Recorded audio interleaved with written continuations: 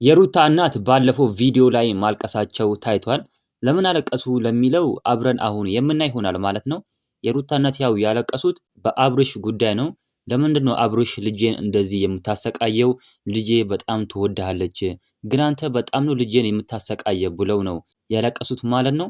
እና ልጁም ያንተ ነው፣ እሷ ሩታ አትዋሽም፣ ልጁም ያንተ ነው። አሁን ደግሞ በሶሻል ሚዲያ ላይ የተለያዩ ሰዎች ልጁ የአብርሽ አይደለም ይላሉ። ነገር ግን ልጁ የአንተ ነው ብለዋለች ማለት ነው የሩታ እናት። ስለዚህ አብርሽም ይቅርታ ብሎ አቅፏቸዋል ማለት ነው። እነሱም ካሁን በኋላ እንደዚህ አይነት ግጭት እኔ አልፈልግም። ብዙ ጊዜ ትጋጫላችሁ፣ ትታረቃላችሁ፣ ነገር ግን ካሁን በኋላ እንደዚህ አይነት ነገር ይቅር ብለዋል ማለት ነው የሩታ እናት። እናም ሊያስታርቁ ሞክረዋል። አብርሽ እንግዲህ በዚህ ዙሪያ ላይ ምንም የተናገረው ነገር የለም። በቀጣይ ቪዲዮ እንግዲህ እስኪ አብርሽ የተናገረውን ነገር አብረን የምናይ ይሆናል ማለት ነው። ቻናሉን እንግዲህ ሰብስክራይብ አድርጉ። እንደዚህ አጫጭር መረጃዎች ቶሎ ቶሎ እናንተ ጋር እንዲደርሱ።